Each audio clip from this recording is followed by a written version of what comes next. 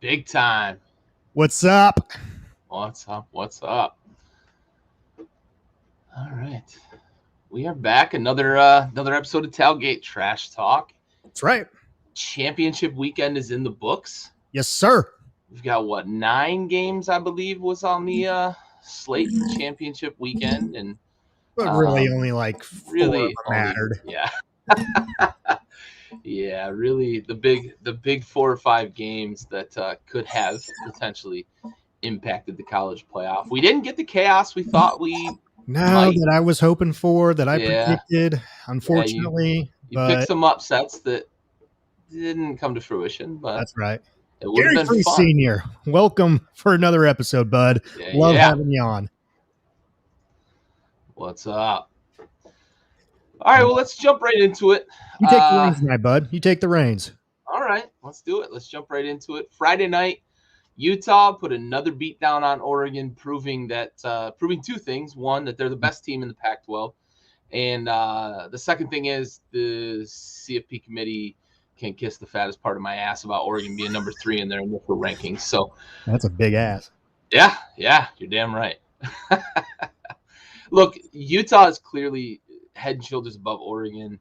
I think we're realizing here that Oregon got Ohio State at the right time, early in the season. New quarterback, a lot of new faces on defense, especially. They lose a lot of talent to the NFL every year on that defense. Ohio State looked like the better team at the end of the season, despite not winning the Big Ten. They ran into Michigan, who's on a mission this year. Oregon got the buzzsaw twice from Utah here down the stretch. Other than making me very happy, I want to hear your thoughts here. Utah, Oregon. What'd you think of the game? Anything change in your perception of Oregon? No, not at all. And you hit the nail on the head with the CFP committee. Basically laying an egg with them being at number 3.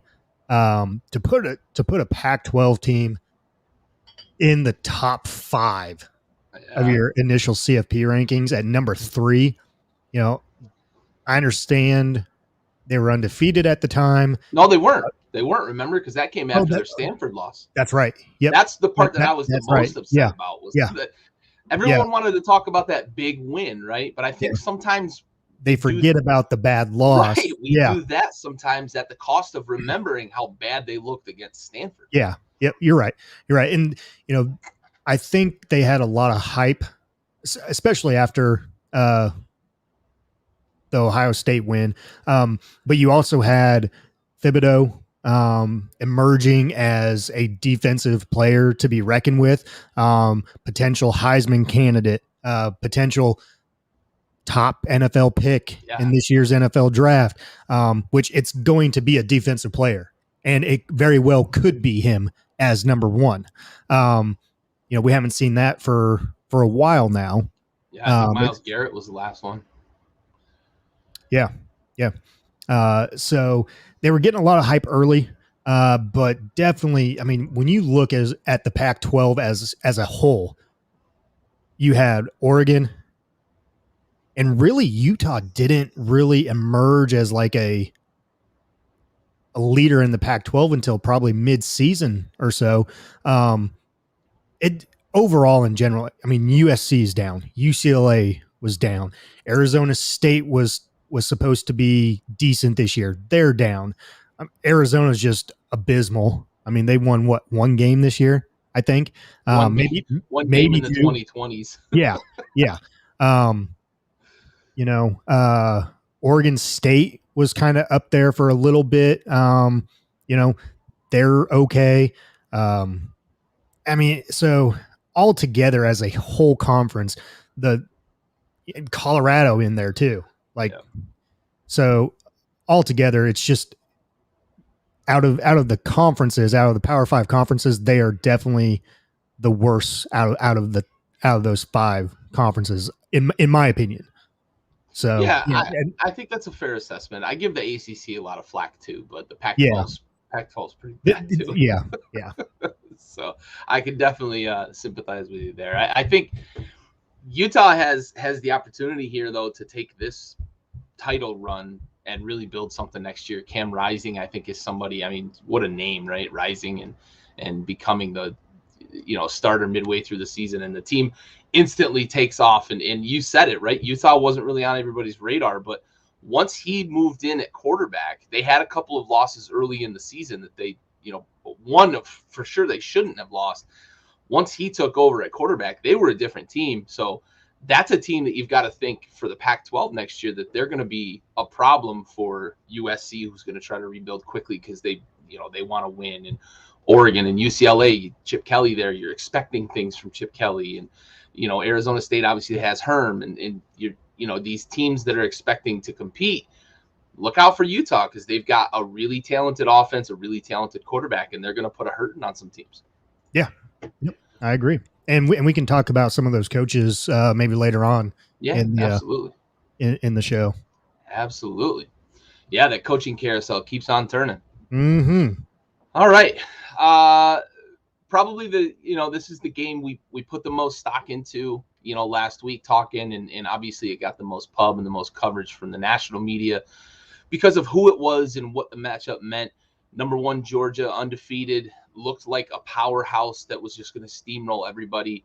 And Alabama, number 3 at the time, said, "Not so fast," to quote the great Lee Corso. We're still the big boys in town. Saban's still, I'm still daddy here in this conference. And they put a little bit of a hurting on Georgia. I don't think anybody saw that sort of hurting coming. I don't think people were surprised that Bama won. I think the nature of how Bama did, scoring 41 on a defense that hadn't given up 41 points probably throughout the whole season, right? Yeah. They'd been so good, 7 touchdowns on the season that they'd given up coming into the game, and Bama put up 6 touchdowns and a couple of field goals or 5 touchdowns, and a couple of field goals here to really hang one on Georgia. Can Georgia bounce back in the playoff, or do you suspect to hang over, when they go to play Michigan? So real quick before I answer that, you made mention of Alabama being back, not so fast. We're still the national championships, the defending national champions. It reminds me of the Eminem song, "Shady's back, back again." Saban's back. Tell him. Yeah. But so going to your question, this is going to be, in my opinion, I think it's going to be somewhat of a blowout. I think this is going to be your Clemson, Ohio State matchup from last year. And I think Michigan will take it to Georgia here. So you think the hangover is going to be real? I think the hangover will be real.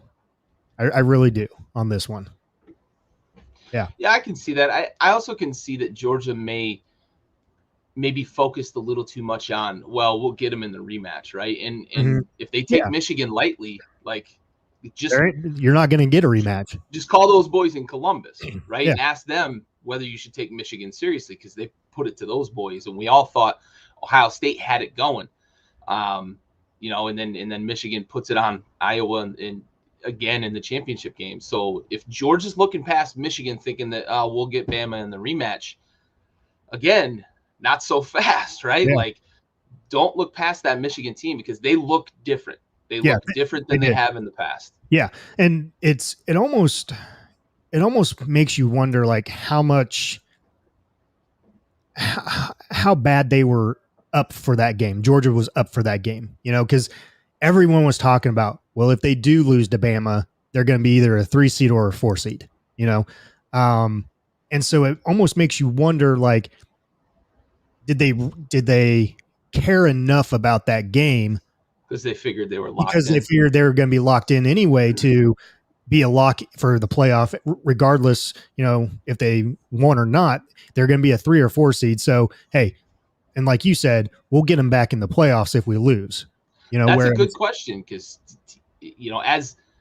as former athletes, I think you and I both have experienced something like that, right? Where you're, you're either comfortable or you get complacent, and it's possible, right? That Bama punched him in the mouth, and Georgia just we'll see you in the playoff.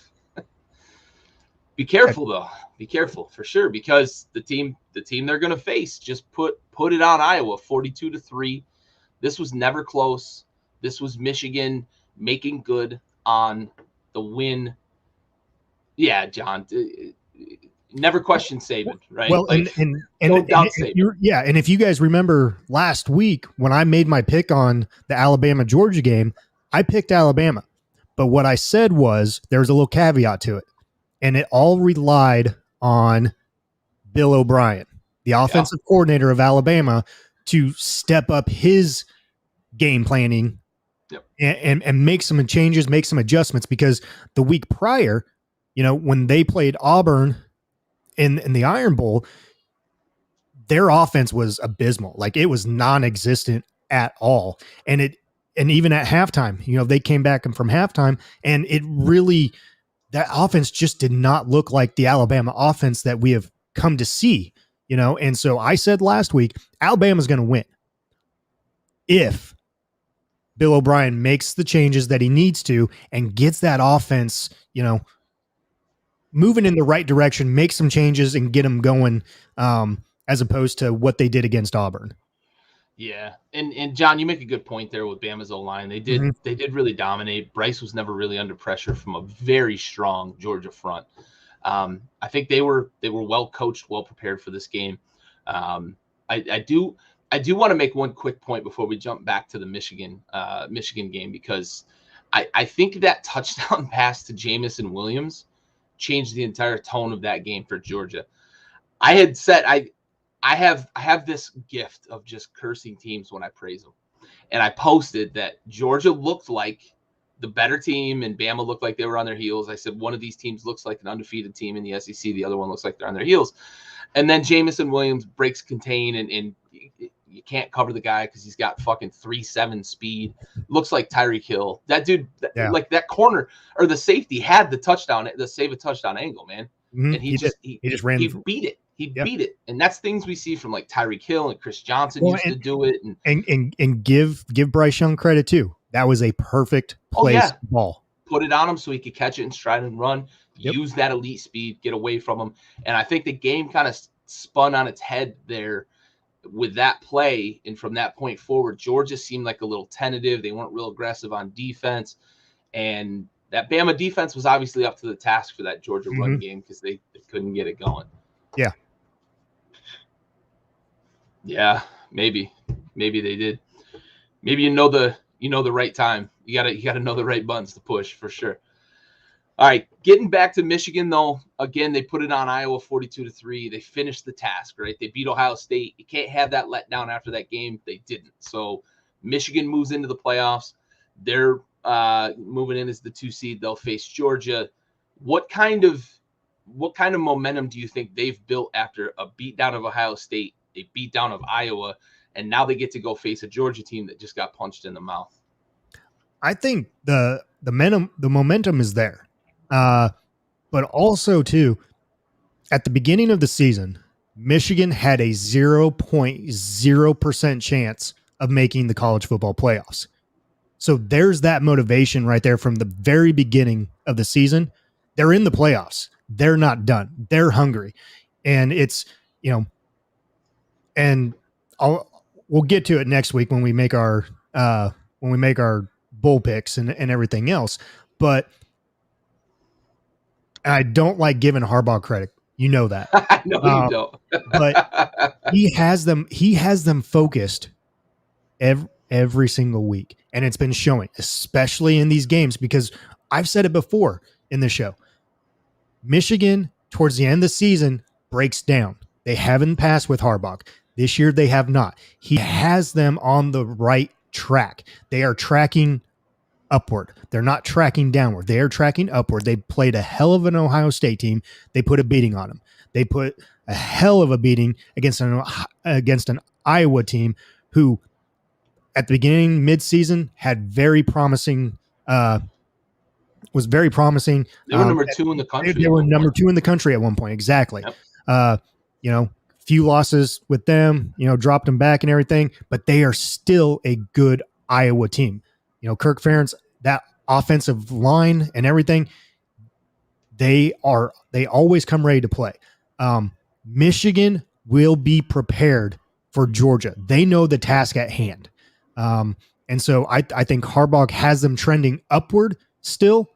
They're not looking past Georgia. They're definitely not. He's putting it in their minds and everything. They're focused one game at a time. And I think it will show come New Year's Eve. Yeah, and I think John makes a good point, and I think we've both kind of made that point, right? If Georgia looks past Michigan, they're going to be in trouble.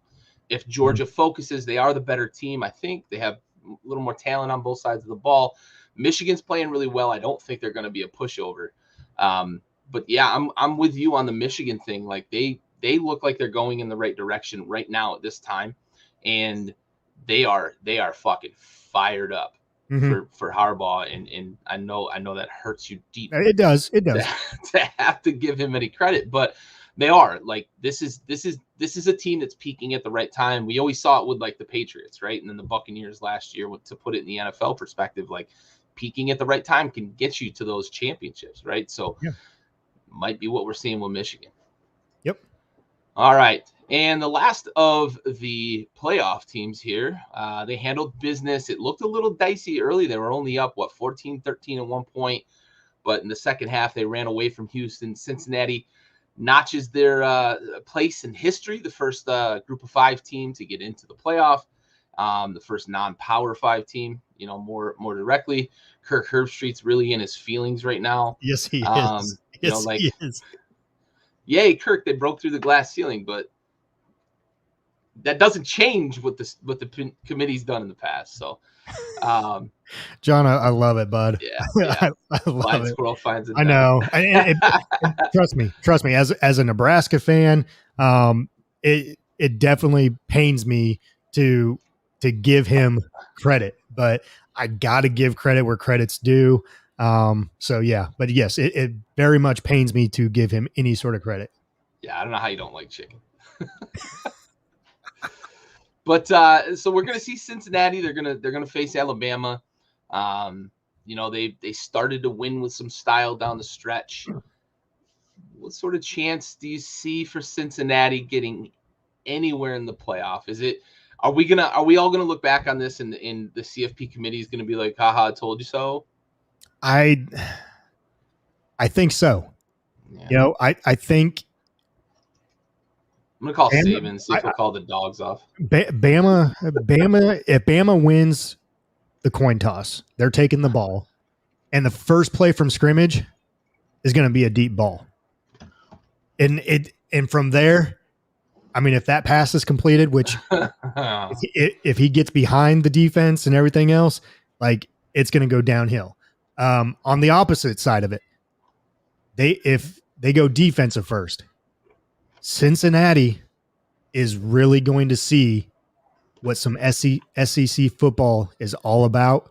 And I mean, you saw what that defensive line did to the Georgia offensive line. Like that run game was non-existent. So yeah, I think this is going to be a game that is over after the first quarter. Oh, yeah. And as much as we liked Ritter, first part of the season, with the Heisman hopes and this and that, beating Notre Dame and everything, good for Cincy, good for Ritter, good for Luke Fickell. I just don't see it happening. I mean, Alabama is clearly the better team. They're more powerful. They're more deep. And that depth is definitely going to prove what it is, because, even if it is somewhat of a close game in that second half, that depth of Alabama is just going to steamroll Cincinnati. And they've got a few weeks to get healthy too. I think that's a big deal for them. Brian Robinson's a little nicked up. If they can get him healthy, he's the best back, they've got, and one of the handful of best backs in the league. Bama always has one of the best backs in the country. So, yeah. Corey, I think with Thibodeau, the debate is whether he goes first overall or not. I think I think he's going to go to the combine and he's going to shine because he's a freak of an athlete. Well, he's not playing in the bowl game, so he's already made that clear. Yeah, so I think he's going to go to his pro day. He's going to go to the combine. He's going to jump real high and run real fast and bench press a bunch, and people are going to get enamored with him. And I could see him going first overall. I can definitely see him top 2-3 pick. Yeah, for sure. Yeah, I don't think he gets out of the top 3 for sure. Yeah, unless there may be a team that trades up just to get a quarterback, and then he drops to 2 or 3. But yeah, I don't think there's any way he gets out of the top 3. For sure. John, TV ratings will suffer because no one will watch the second half. Yeah, this is what I worry about, right? Yeah, I do worry that since he gets blown out, and then we're all like, well, so much for that idea. So yeah, for sure. You're right. I think it's him. I think it's Aiden Hutchinson possibly as a consideration there for a team that really wants to get a pass rusher. And then you've got the safety out of Notre Dame, whose name is eluding me, should go in the top 3 or 4. But then there's always the X factor of a quarterback. Does a team trade up to get a quarterback and try to get their guy for the next 10, 15 years? So I think you're talking about the possibility of somebody making the Lions a sweetheart deal that they can't turn down, go get a quarterback, and then Thibodeau might drop to 2 or 3 for sure. All right. We can clean up here with the championship games. We've got a couple here to talk about, so I'm going to save those. San Diego State, though, gets housed by Utah State, 46-13. San Diego State has been ranked like most of the year. What the fuck happened here? No idea on this one. This one just blew me away at the total lopsidedness of this game. One team came into play, one team didn't. That's all I can think of and explain this one, because it was, I mean, I can't even remember what the line was on this for San Diego State. They were pretty heavy fit. It was like 10.5 or something. Yeah. So unbelievable. They just didn't come ready to play. Yeah, they didn't get off the fucking bus. That's for damn sure. Yeah, John, that line's big, but probably not big enough, unfortunately. Yeah. All right. And then Appalachian State, Louisiana wins 24-16. They stay in the top 25. Looks like they're going to get a pretty good bowl. App State, always dangerous, was in this thing, pressing them. Louisiana's coach is going to close out the season and move on. Got that big payday with Florida and that big upgrade. It's probably okay to recruit on the Bayou when you're coaching for the Raging Cajuns, but recruiting in the swamp's a little easier. Yep, for sure. All right, so let's circle back. We've got the Big 12 championship game and Baylor versus Oklahoma State, and this was the game that, if any sort of chaos had happened in the top 4, we thought the winner of this game would be next in line, right? But it's clear the committee disagreed. And you and I talked a little bit about this. Baylor only moving up to 6 after the win. Like, they're a champion. Yeah. Right? Yep. Yeah. Well, so real quick, I watched the first half at work, drove home, and all of a sudden my phone was blowing up. You were blowing it up, and you're like, wow, what if? I'm like, what the hell just happened? And sure. I'm glad I recorded it, because later on that night, I actually went back and watched it, watched the second half, and man, what a last like 3 series defensively. And John hit it right there. The TCU loss killed Baylor's chance. Oregon lost to Stanford. I know. TCU would beat Stanford by 40.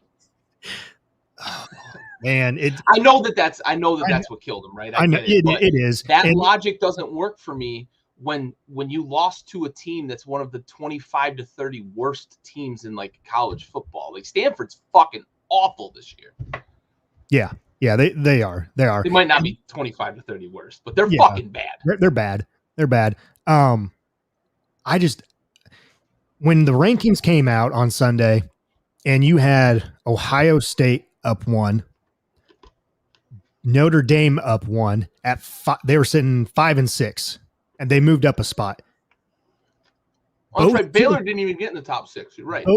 Yeah. That's right. Yeah. They were 7. What an embarrassment. Embarrassment to the CFP committee right there. Again, multiple occasions this year. But you have 2 teams that are not conference champions ahead of a conference champion who was just 2 spots behind. So you're telling me they just beat the number 5 team. They just beat the number 5 team that you guys put at number 5. Right. You, the CFP committee, put at number 5. The number 9 team just beat them. They are a conference champion. They move up 2 spots. 2 spots. Yeah. You had it. You had it. I can't remember who it was. I cannot remember, but it was. I want to say it was the second CFP rankings. There was a team that lost, I believe. They went down 1 spot. I want to say it might have been one of the Big 12 or Big 12 schools. I can't remember who it was. Yeah. But man, it blows my mind that you had the number 9 team beat the number 5, and you only moved them up 2 spots and kept behind a couple of non-champions. Exactly. I'm good on that committee. You're not. And not only were they non-champions, but they didn't play in their championship game. Like they didn't. Like Notre Dame doesn't have a championship game, and Ohio State didn't play in their championship game. So, it's crazy. Yeah, I mean, I think the competition is probably there, but honestly, like Cincy deserves it, and we can argue about the talent and all that all day. But like they played who was on their schedule. They have a big win. They beat the number 5 team in the country, right? They beat Notre Dame, and I think that's just the reality. Now, if they go and get boat raced by 50 to Bama, then we can all look back and say, well, maybe they shouldn't have been in. But I think at some point we've got to get to a point where it's you play who you play, and if you win and all that. And here's where I think the chaos would have happened, and here's where I think you would have seen Baylor in there is if Bama lost or Michigan lost. Then at that point. Do you think the committee just went through the motions? But I think because Baylor wasn't going to get in, they just said at that point in time, Baylor's win over the number 5 team. If you're only moving them up 2 spots, that Baylor was not going to get in then. So here's another question, and I know they lied about it on the show and said that they don't care about matchups, but how much is Baylor being at number 7 about their matchup for the New Year's 6? Maybe. Mm-hmm. You know, it could be that. It's stupid that they're number 7, but maybe it's for the New Year's 6 matchup. And you know, the chairman, they keep having him on, and they're fucking flat out lying all the fucking time. Like, we don't care about championships. Yeah. Fuck you, don't. And you know, Georgia would be number 4 if he did. That's the exact point I was just going to make. Georgia would have been number 4 then, because since he doesn't have a loss. So yeah, like move them up then. You kept them the same. You kept them the same. They won. You know?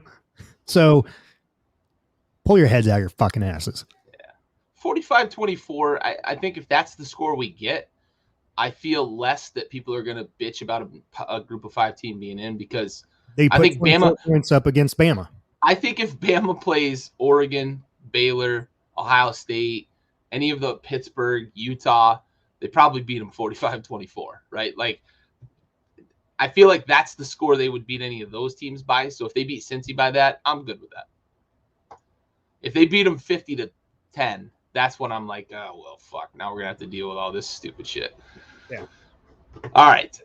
Last game to talk about here. Our boy, Kenny Pickett, solidifies his Heisman finals run here. Heisman finalist run. We'll see him in New York with the rest of the finalists. Pitt knocks off Wake 45-21. This game was a weird game too. And I say that because I had a betting interest in this game. Ooh. Somebody took the under, and I told them they were crazy. And like after 9 minutes, I looked like a genius because it was like fucking 21-21, 9 minutes into the game. Mm-hmm. and then it ground to a halt, and like they didn't score screeching any.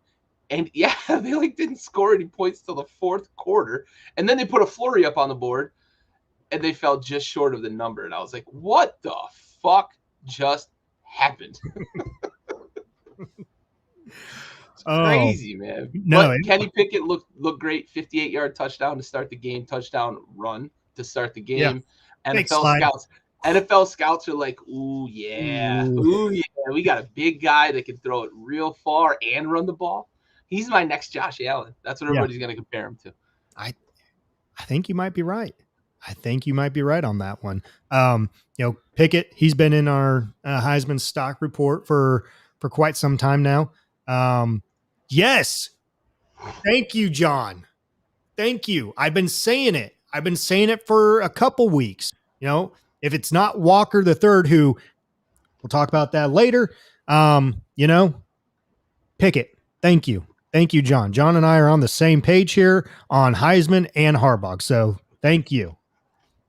But no, good game. Good game on this one.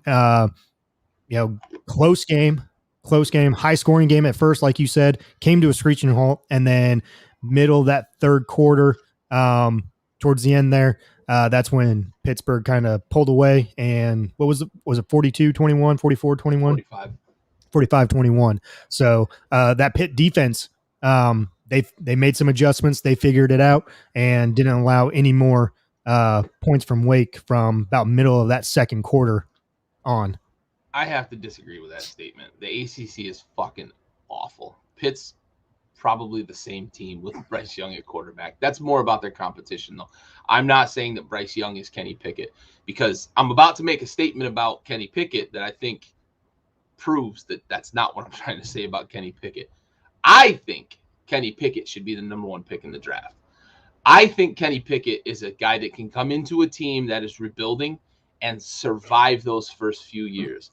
I think that Mark Whipple did a fantastic job with him, and he looks ready. He's also a little older. He's mature.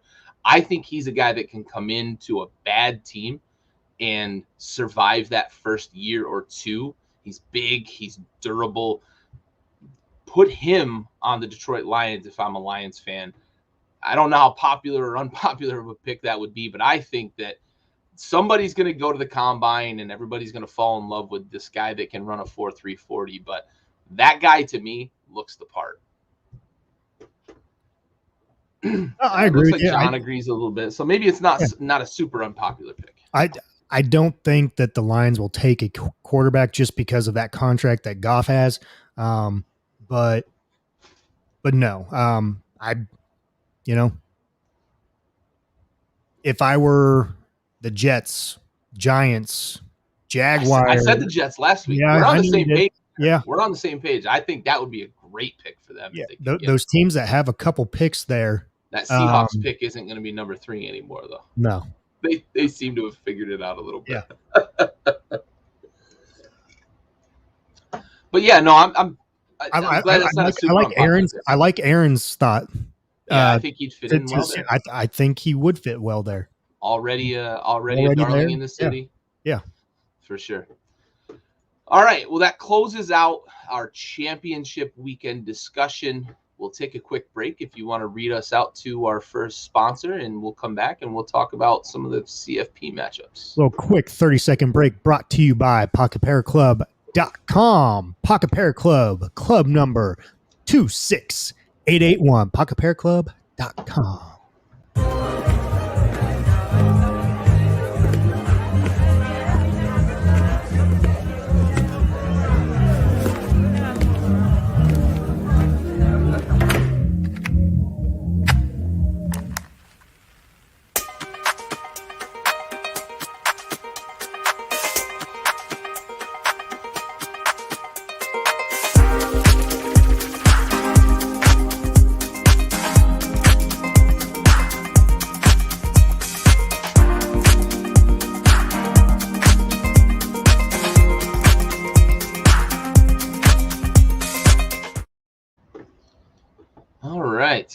Let's throw this up here real quick because John makes a good point, and that's why I like Pickett so much at the next level, right? You've been buying all year on his stock in the Heisman.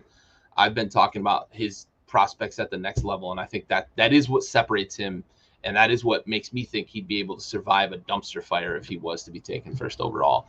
He's mature, good decision maker, but he's durable as well, and we normally see guys get beat up pretty good when they get drafted that high in the draft. Yeah, and John made a good point. Makes amazing decisions, and the first amazing decision that he made was coming back for this fifth year, his super senior year, and that's just done wonders for him and his draft stock going forward. He's grown the past 2 years as a quarterback from making some bad decisions, having some little high interception rate past 2 years, and like you said, Whipple has kind of molded him, has shaped him into the quarterback that he is right now. And yes, making amazing decisions, and you see that with the touchdown interception ratio. Oh yeah, absolutely. All right, so we're not going to make picks. We're going to save the picks for next week. Yep. But we are going to talk a little bit about the matchups. What are some of the things that might decide these games? What are some of the things you look forward to with these matchups? Let's talk about Bama. Let's talk about Cincy. I know we've talked a little bit about this, but what do you think is the biggest factor for Cincy to contend in this game? So we got Bama Cincy here. What was your question again? I forget. What is it that Cincy has to do to compete with Bama in this game? They got to play all 4 quarters. Simple as that. Like, you have to play all 4 quarters against Bama. You have to bring that BDE for all 4 quarters. You can't let down for 1 minute. If you let down for 1 minute, they will expose you. It's this isn't the Bama teams that we've seen the past couple years. They are down. John's alluded to it a little bit on the defensive side. Their offense is down a little bit compared to what it has been. Their Mechie's out. But yes, John, it's going to be over. Yes, but this isn't the Alabama team of last year. This isn't the Alabama team of 2 years ago where they can just flat out destroy you just like that. We saw it this year when they struggled against A&M. They struggled against A&M. They struggled against Auburn. They struggled against a couple other teams too. Slow moving in some regards in a couple of those games. But don't take them lightly though. So Cincy needs to bring that BDE for all 4 quarters. If they don't, like I told you, I think it's going to be a blowout. I really do. But in order for them to keep it a close game and be in this ball game somewhat, they need to bring that BDE for all 4 quarters. Yeah, for sure. I would agree with you. There's obviously they've got to get started early. They can't play from behind at all. Yeah. And that deep ball, Cincy is on defense is strong in the secondary, but they don't have a guy that can just run stride for stride with Jamison Williams, right? Yeah. Nobody in the nation does, and he proved that this weekend against Georgia. So I'm with you. Cincy's got to have their best football for all 60 minutes to have a chance. They have to get the running game going on offense too, though, because they've got to be able to slow down the pace of the game. And you have to kind of keep that Bama offense off the field too. Don't give them a lot of opportunities because they have been a little slower this year than they were last year, and last year's offense was historic, right? Yeah. But you have to keep that offense off the field, wear down the Bama defense if you can, right? And try to assert yourself. Ritter's going to have to run the ball this weekend too. Mm-hmm. He's going to have to run the ball effectively. They're going to have to run a lot of RPO. In the past, Saban's defenses have struggled with the RPOs. Yes. Right, with quarterbacks that can run that RPO efficiently and effectively. I think, too, what Cincy needs to do, time of possession. Yep. Time of possession. Yep. If they can hold on to the ball, even if it's, 6-7 minute drives, maybe come out of there with some points. You have to come out of there with points, but if they can hold on to the ball and have that time of possession, win that time of possession battle, I think it's a little bit closer than what we're giving them credit for. But we'll see. I mean, 12-minute drives that end in a touchdown. That's how you win. Yeah. All right, let's talk about the other matchup of the CFP, Michigan versus Georgia. What's going to decide this game here, Stove? You mentioned it earlier, and it's going to be the hangover for Georgia. And actually for both teams, Georgia's coming off the loss. They have that hangover hanging over them. Michigan coming off the Big Ten championship win. They'll have that hanging over them. One team's coming off a win, the other a loss. I think which team that comes out ready to play from the get-go will be the one that perseveres through this game and wins. And I made my pick earlier on this one, but I'm going with Michigan with this one. And I think it's just, you had with Georgia, I think it's more of a hangover because they had that undefeated season going. They lost to Bama. It's basically your kryptonite. Kirby Smart can't beat Saban. And so now you already lost, you lost your SEC championship game. You lost your undefeated season. Yes, there's a natty title to play for. Okay, I get that. That's a lot. That's a lot of momentum. That's a lot of I can't even think of a word right now, but a lot of hype to get excited for. I just think those other two things will play a factor in it, and they won't be up as much as they should be. And so this is why I think Michigan takes care of business. Yeah, and I think John hit part of my point on the head that I'm about to make too. It's going to be how effective Michigan can be at controlling the line of scrimmage on both sides of the ball. But most importantly is, how does Michigan stay ahead of the sticks on offense using the running game? Because that is their strength. Hassan, he's a monster. He's going to be a playmaker. Can you get him the space to operate against the second and third level defenders for Georgia? Can the Michigan O-line neutralize that strong defensive line and let him work in that space and do what he does? I think that's going to be the biggest deciding factor, is the trenches, but Michigan's ability to run the ball to dictate the tempo of the game. They're not a team that I would expect to be able to contend if they've got to throw the ball 40 times. I don't think that McNamara brings that to the table.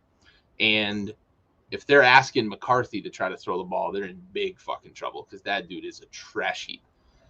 But you have to, as an offense for Michigan, you have to get ahead of the sticks, and you have to do it with your strength so that you keep your identity in this game. And I think if they can keep their identity, stay ahead of the sticks, get 3 yards, 4 yards on first and second down, have third and short where they have the whole playbook open to them, I think that's the biggest thing for Michigan going into this matchup.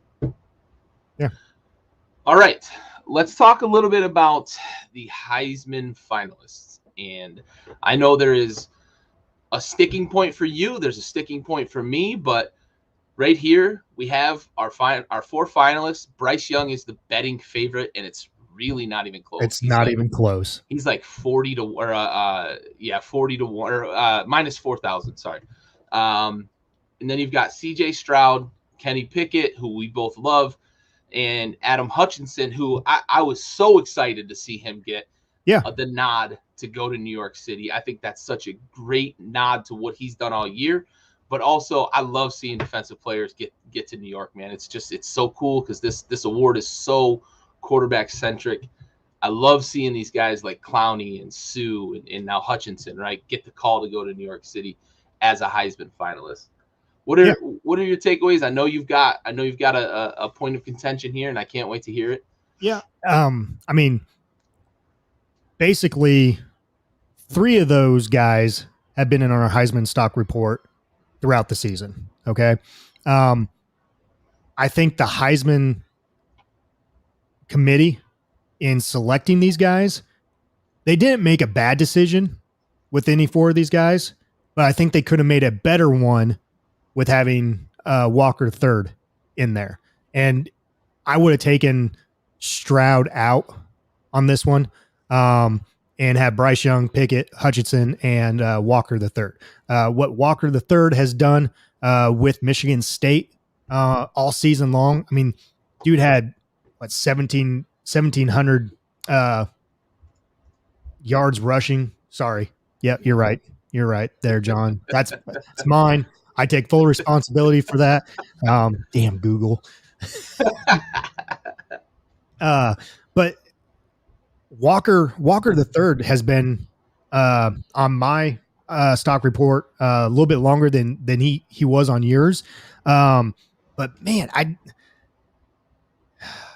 I'm not taking anything away from Hutchinson or any of the guys on there. I just think that the Heisman committee could have made it a little bit better selection here if they would have had Walker the third, because what he did throughout the season, I mean, 1,700 yards, all the touchdowns. I mean, dude had like 8 games of 125 plus rushing yards, you know? And like you said, in a Heisman quarterback frenzy, what it has been in the last few years, more than that, it hurts me that, you know, you don't have a running back who, for the most part of the year, I mean, he was the running back that people were talking about, and he doesn't get a nod at all here.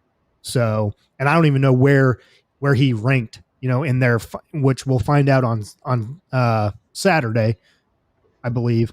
For the Heisman there, they'll rank, you know, 1 through 6 or 1 through whatever. Yeah, we'll see the points for the people that got votes. And yeah, so man, I was really wishing he would have been in there.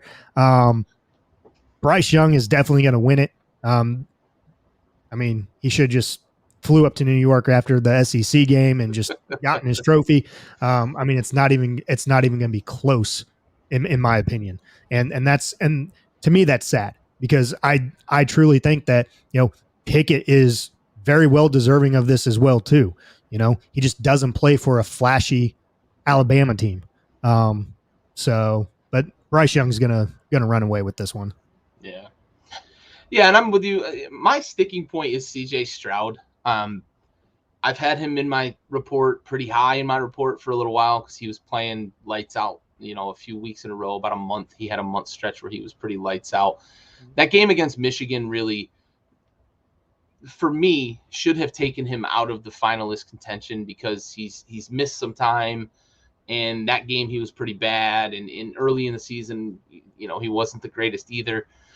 So that's my point of contention is I don't think that CJ Stroud should be a finalist. Now, I had 2 names that I thought could have replaced him, and, you know, one of them should have, whether it's Walker, as you mentioned.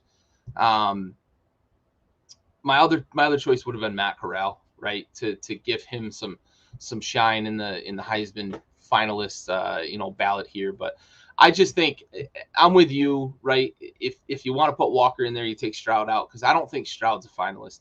Yeah, Pitt had a bad loss early in the season, and I think it was Eastern Washington or like Eastern Michigan or something. Like, it was a really bad team. Yeah. But you know, I guess, right? It probably is what's killing him. To be honest, though, I think the Heisman Trophy, it's kind of a curse in the NFL. We haven't seen a lot of Heisman winners play very well in the NFL for a while. Yeah, Western Michigan, bad loss either way. You know, I don't even know if you want to win the Heisman anymore, right? Because you had 44-41 to Western Michigan. But, you know, for a long time, the Heisman Trophy winner, like, just flamed out in the NFL. Leinart and Young and you know, a number of those guys. And they never won. Yeah, and they really never won their – if you won the Heisman, you didn't win your bowl game too. Yeah, Like that was another curse. Yep, for sure. So it's almost one of those things, and we've seen some guys kind of turn that corner. Obviously, Burrow has a chance to, be that guy in the NFL, and so it's not like the Heisman is a guaranteed curse, but for a long time it kind of was a hex. So you didn't really want to, I didn't really want the quarterback we were drafting to win the Heisman anyway, right? So yeah. But yeah, I think Bryce Young's going to run away with it. I don't think Stroud should be a finalist, and that's just kind of the bottom line for me. It'll be interesting to see where he lands as a final vote. Is he 2 or 3? Because I think it's going to be quarterback, Aiden Hutchinson. Yeah. Thanks, John, for calling us out on that. Got to keep us straight, bud. Keep us straight. For sure. All right. So I want to transition into salute to service. Yeah, but he had crazy stats, and it's a quarterback award. So I think we all knew Leinart wasn't going to be an NFL quarterback. And it were awful mechanics, and he wasn't an athlete anyway. He was just on a stacked USC team. Yeah. Stacked. Yeah. Reggie Bush, all those wide receivers, Lendale White. Yeah, for sure. Stacked ass USC team. Yep. All right. So we're transitioning to salute to service, and then we'll talk a little coaching carousel after that, and then we'll close up with our final remarks of the night. So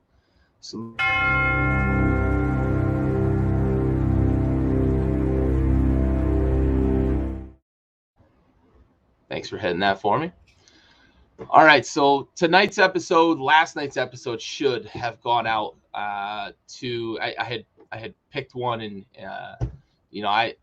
for some reason December 7th rolls around, and I'm the worst veteran on the planet because I just forget that it's Pearl Harbor Day. But this episode tonight goes out to Edward Shames, a World War II veteran. He was the last surviving officer of Easy Company.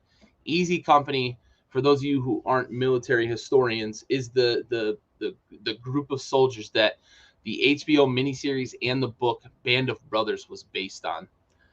This Easy Company, they were this famous parachute infantry part of the parachute infantry regiment in the 101st Airborne, and they were in a lot of big time high profile battles in World War II. And Edward Shames was an officer within Easy Company. He was 99 when he passed. We're starting to we're running out of World War II vets. We're running out of those hardened heroes that saved the world essentially from the tyranny and fascism and everything that was associated with the Germans and all their allies during World War II. So Edward Shames, a hero among heroes, 99 years old. Rest easy, pal. We have the watch.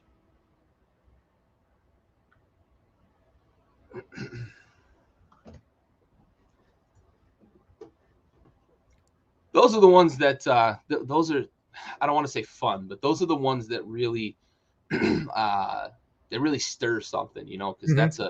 that's a guy that fought in some heinous conflict. Sure. And came out the other side and lived a long life, 99 years old. Yeah. So those are the ones that you really like to pay tribute to, for sure. Exactly. All right, before we move on to our next segment, we'll take a quick 30-second break and hear from our other sponsor, XL Constructors, out of Overland Park, Kansas, Ryan Trotnick with XL Constructors over Overland Park, Kansas.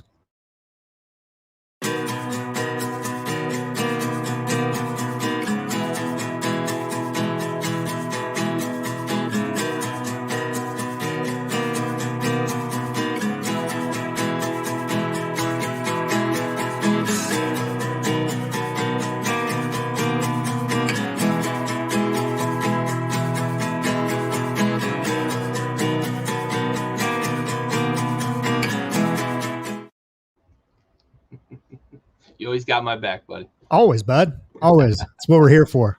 Absolutely. Absolutely. All right. So let's talk a little coaching carousel. I'm gonna tip my cap again, buddy. You called it.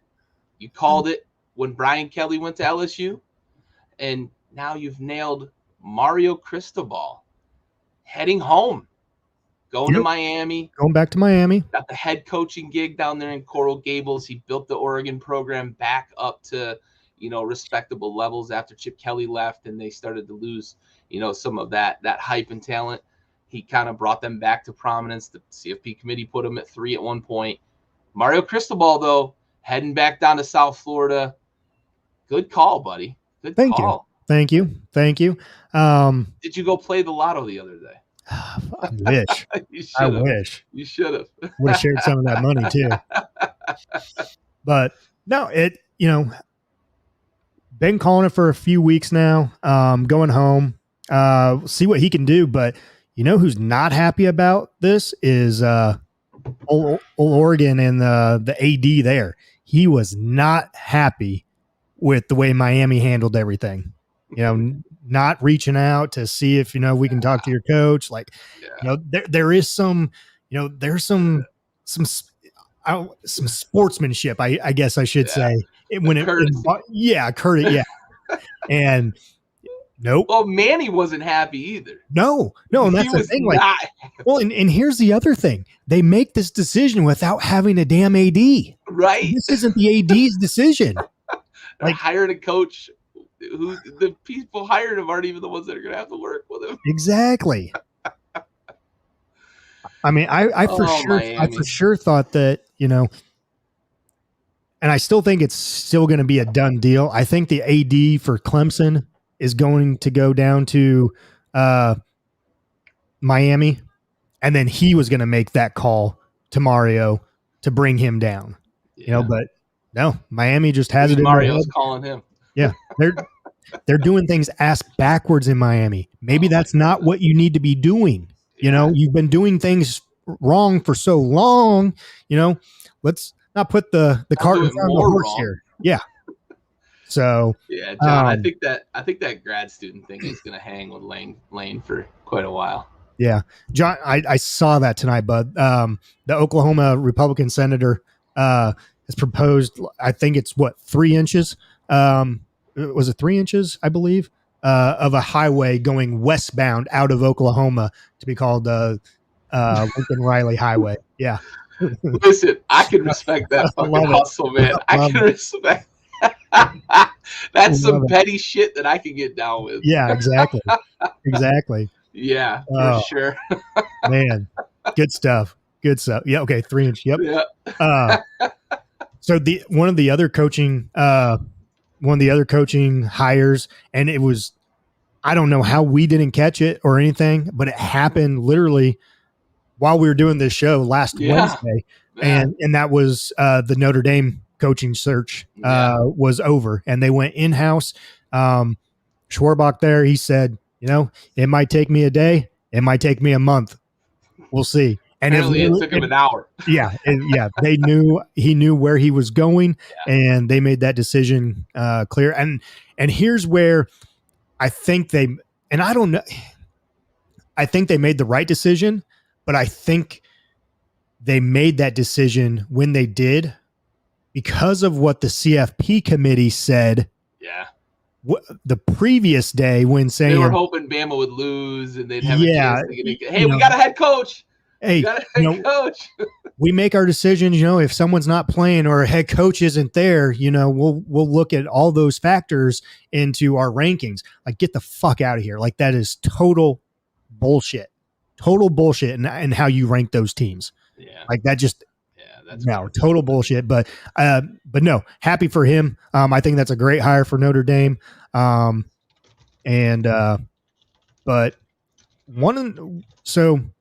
I heard this real quick on the Notre Dame thing too. And what makes me believe it really is the right hire is when the AD, when Sorbic came in and made the announcement to the team and they just went fucking bananas.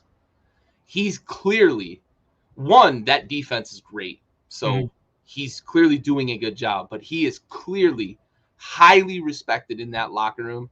And I read a story that the athletes actually petitioned the AD to hire him. I guess they wrote a letter, and it ended up with Swarbrick, and they said, we would, if you're going to hire in house, we want him as our next head coach and whatnot. And he took that into consideration. I think he was already thinking that was the way to go, but that tells me That tells you a lot about this the guy dude when. owns that locker room. Yeah. Yeah. And his introductory press conference too, man. Like, I wanted to run through the wall of my own house listening to that guy talk. Like, that dude's awesome. I think it's a great hire for Notre Dame. Well, and it also, with him and they won a national title. I can't remember. I think it's the offensive coordinator. I can't remember his name, but he was, his name was out there on following Brian Kelly down to LSU, and he didn't want to leave. He wanted to stay. Former quarterback for Notre Dame. Is their offensive coordinator? I can't remember his name right now. It's eluding me. It's not Brady Quinn. It's the other one. But he wanted to stay there at Notre Dame if everything worked out. He loves it there, loves the players there, and he gave a speech too to the players in a meeting. But yeah, I mean, just the things that we're seeing. Tommy Reese. Yes, thank you. The things that we're seeing from some of these meetings with the departing coaches. Like, I can't remember if I sent you the one with Oklahoma or not. I don't think you did. Okay. So I saw something on Oklahoma too, is Riley met with them, saying this was one of the hardest decisions of his life, which, I believe that to an extent, and one of the players got up and said, man, you made this decision all on your own. Like, get the fuck out of here. Like, it was like there was. I hadn't seen that. Ooh, yeah, I'll try and find it, and we'll post it on social media once I can find it. But man, it was like get out of here. Like, you made your decision. You told us, like the previous week, like, you're not going anywhere, and you make this decision. It's like players were pissed. Yeah. Players were pissed, and I think you could see that with some of the guys going to the transfer portal. Obviously, all these teams that are having coaching changes, they're having some decommits from their recruits and everything. As if I were in their shoes, I would probably do the same thing, because you were recruited by certain coaches. You don't know if some of those coaches that came to visit you are going to be there, and so I think that's where some of these coaching changes, they're making some of those decisions on their head coaches sooner rather than later to help calm the storm and help get some of those recruits back. Yeah, the transfer portal has really changed that game. Yeah. It used to be that, you could transfer without losing eligibility if you were like a freshman and you had come to school because of that coach and that sort of thing.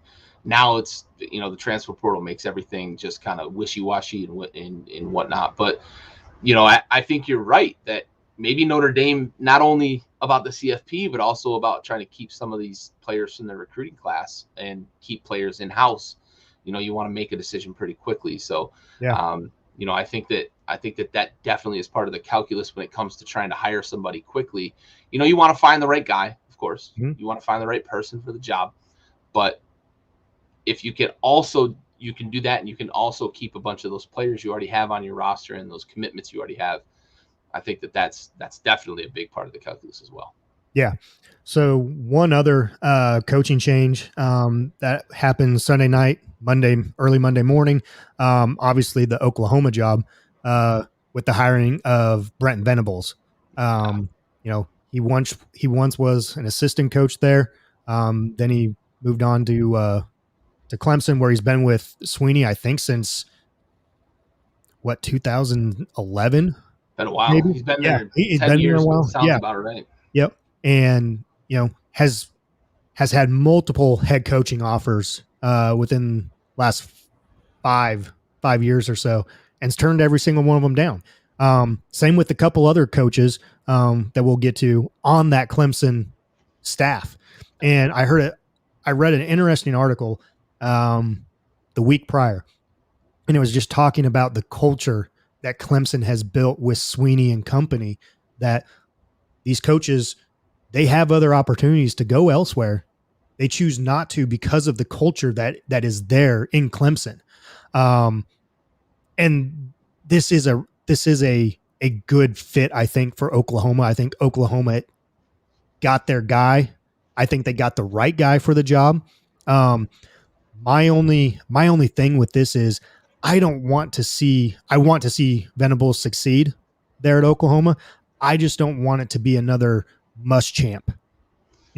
Very good defensive minded coach, and then becomes a head coach, and then it just falls apart. We saw it with him at Florida. We saw it with him at South Carolina, and now I think he's on Georgia's staff right now. I think you're right. And speaking of Muschamp, so that's my only thing with Venables is that part I don't want to see. I want to see him succeed. I think he's a great guy, great coach, obviously. So yeah, what are your thoughts on Venables going to Oklahoma? Yeah, I think it's the right hire for Oklahoma, because I think going to the SEC, you're going to have a guy that understands what it takes to win in the SEC. Now, Venables has not been coaching in the SEC, but being at Clemson, facing Alabama a number of times in the playoff, I think they kind of understand what it takes to get to that level to be able to face an Alabama and take them on and win. So I think that's very valuable that he brings that to the plate. I also think that Oklahoma is going to benefit from having a defensive-minded head coach, because I think that Oklahoma recruits itself when it comes to offensive talent, and the way that they're going to be able to level the playing field transitioning to the SEC is being able to get that offense coached up, get that offense ready to play those big games in the Southeast. So I think it's a great hire. I was really, really, really surprised because, like you said, Sweeney, not only does he create a culture there, but I think Clemson's in the top couple of salaries for their assistant coaches, because he has gone to. He's almost at $3 million. It's and Dabo understands that, right? I'm successful because of who my assistants with. Exactly. Yeah. And he has gone and said these guys need to get paid. I think at one point he even took a lesser contract, I believe, to ensure that his assistant coaches would get paid. I can't, don't quote me on that, but I think you're right, though.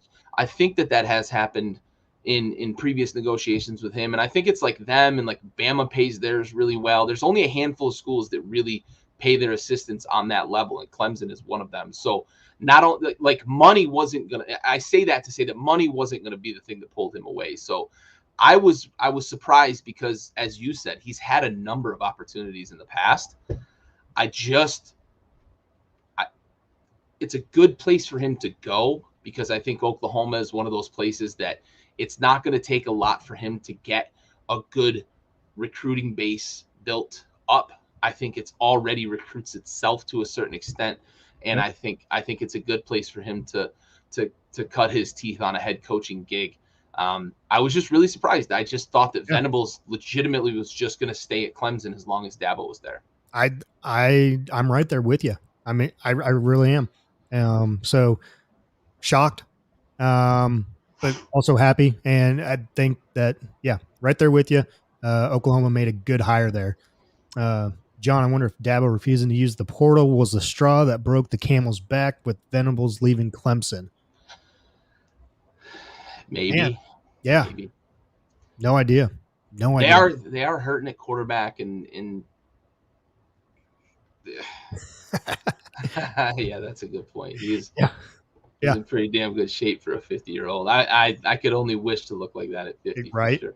Yeah. But yeah, there may be a number of things that went into consideration, but maybe he just felt it was time for him to.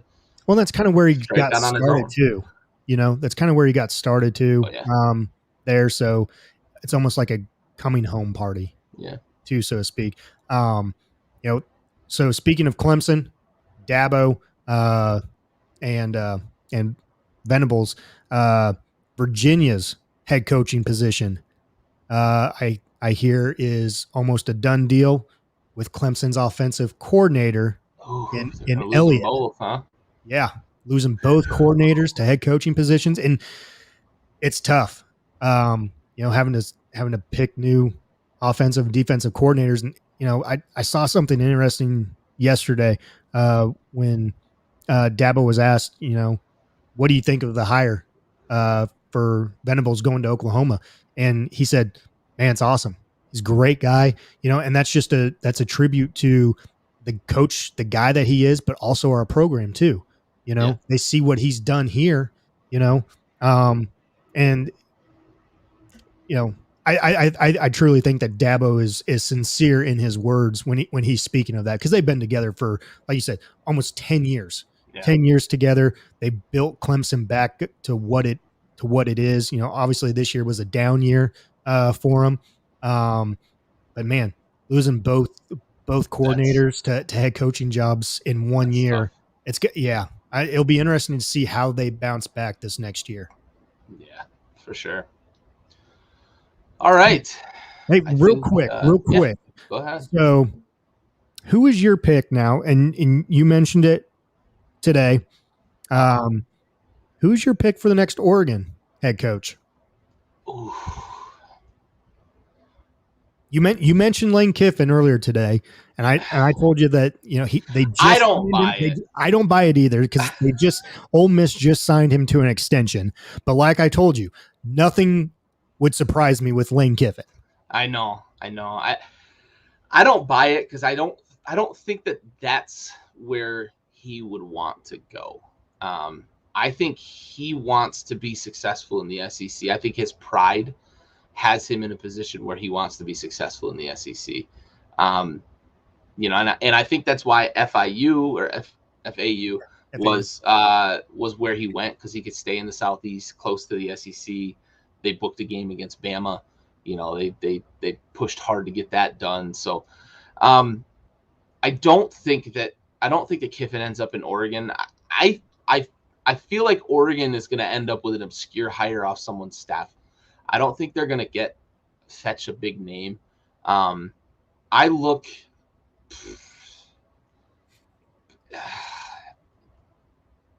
don't know, man. Like, I just think, yeah. I like it. Yeah, he wants to so bad, man. Yeah. He wants to beat Saban, and I just think that's why he's going to stay in the SEC, to be honest. I don't really have a name, unfortunately, with Oregon. Like, I've put a little thought to it. Mm-hmm. I just don't have a name. And when the Lane thing came up, it struck me as odd, because I don't think they're going to be able to just go fetch a head coach either.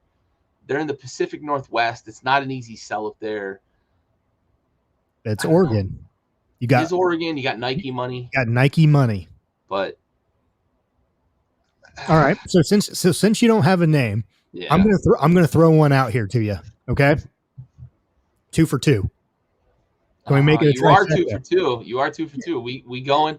We're gonna hit the. Yeah.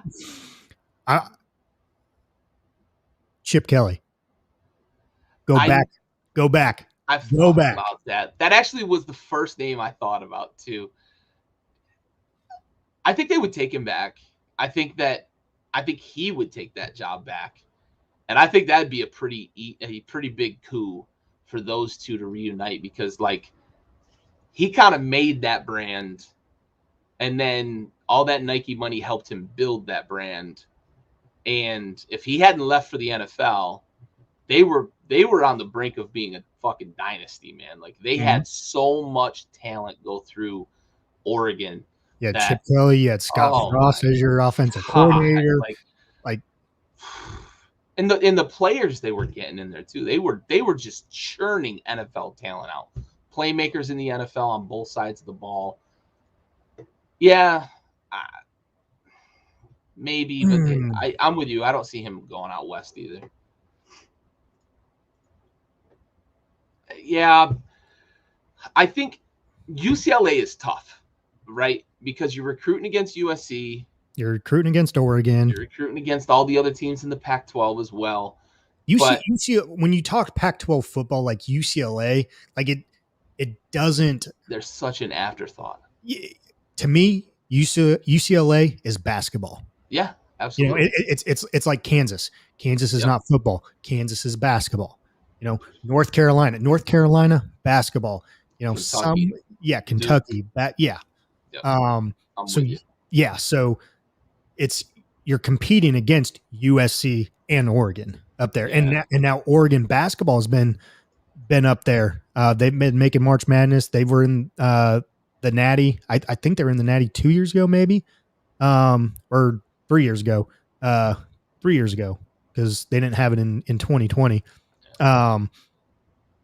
So yeah, I mean, you're competing against those recruits going to USC and Oregon. Yeah, I just don't see UCLA as like a hotspot for recruits to go to. Yeah, I don't think UCLA was ever permanent for Chip either. And John's probably right to a certain extent that offense that Chip runs is a little outdated for today's college game. But I think he's adaptable to a certain extent. So he just doesn't have a lot of talent there in UCLA. They don't have a lot of great football players on that team. So that's a good name. I thought about that name almost immediately when the crystal ball announcement came out, but I don't know. I have this inkling that they're going to go grab an assistant off someone's staff here. Maybe they stay in conference and they look at, Utah or Arizona State, something like that, with some of those assistants that Herm's, built there. A lot of former pros are on that staff that could come up there and maybe bring some energy to the table. So I think Oregon's going to go after an assistant here. But yeah, I don't have a name personally. I haven't been able to come up with one that really like gave me that immediate warm fuzzy, like, yeah, that one's the one. Yeah.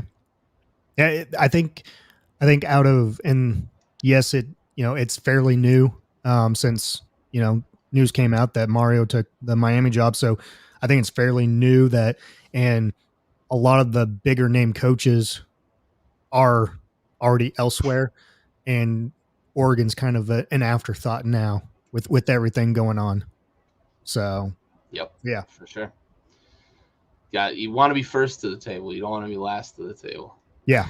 Hey, and I think that's another thing that pissed Oregon off too. Is like, this is not good timing for them. Yeah, exactly. Hey, before we wrap up, yep, we got one big game that we need to talk about. Oh yes, sir. Army Navy. Yes, sir. Bucket list of games to go to. Yeah. I want to go to one so bad. It happens to fall during my busy season. Sure. But one of these years, I'm gonna make it to one. I'm just gonna bite the bullet. I'm gonna go. Who you got? I think Army. Army's the better team this year, and that pains me to say. How many times are you going to go against your Navy boys? You're Navy. I will be cheering Navy on, but you're asking me who I think's going to win. Touche. Army's just got a little more talent this year. Yeah. That fucking pains me to say that, because go Army beat Navy, or go Navy beat Army for sure. Like you, this is a bucket list for me. My sister was actually at West Point for a couple of years, but I was still active duty and it just didn't line up for me to even try to get there. I live about an hour and a half from Annapolis. So that's the one I'm aiming for. One of these years, I do want to get to Annapolis. The atmosphere there is nuts, because it's such a small town. Yeah. Just like West Point, they're both like really small towns that just get fucking crazy whenever the armed forces play each other. So. Well, and especially the games in the snow. Yes. God, I love those games. I don't know what it is, but football and snow, like pros and college games, and especially this one, because it happened a couple years ago. I think maybe last year it was rainy or foggy, but 2-3 years ago it was snowing, and you love seeing those games, and you're just like, man, that's a real man sport right there. Absolutely. Who you got? I got Army on this one as well. Yeah. I'm with you. Is the game in Philly this year? I believe it's in Philly this year. Okay. Yeah, they rotate. They rotate between got Baltimore, Philly. West Point, Annapolis. Annapolis. Yeah. I think those Yeah. are the 4 main ones that they rotate. I think they played in. Did they play in MetLife one year too, or maybe back when it was the Meadowlands? I think they played in New Okay. York City one year. They rotated a little bit, but yeah, one of these years when it's in Annapolis, I want to go. I think Annapolis is the one that I want to go to as well. So definitely a bucket list. Yeah, for sure. Yeah. All right. Well, that brings us to closing remarks. You got anything for us though? I talked a lot today. I appreciate John joining in for a second week in a row. Appreciate it, John. Love the comments. Love the back and forth. Especially keeping us on our toes with some name misspelling. Appreciate that. Real quick, John, if you're still listening, message us on Facebook. We like to send some of our constant viewers and people that engage with us little Christmas gift for this year. So message us on Facebook and give us your address and everything, and we'll get you a nice little Christmas gift for joining us and following us along. So thank you everyone for joining us. We'll be back again next week. Talk some bowl predictions. Yeah, buddy. As always, really appreciate. Yeah, he corrected his own spelling. He had an AIDAN. Now it's AIDEN. For sure. But yeah, shoot us a message. We appreciate everybody joining in, everybody engaging. It makes it so much more fun when we've got that back and forth. I enjoy debating with you back and forth, Stove. But it's always nice to get some new blood in there. When we've got third and fourth party perspectives, I like it. So, John, we appreciate it. Dad, Corey, everybody that engages each week. I believe we saw Aaron earlier for sure. Trotnick, a lot of times we get him. Yep, for sure. Appreciate all you guys. We'll see you next week. We're going to talk predictions for the Bulls next week. For those of you that are betting degenerates as we are, we'll talk spreads. We'll talk matchups. Look forward to seeing you all next week. Have a good night. We are out.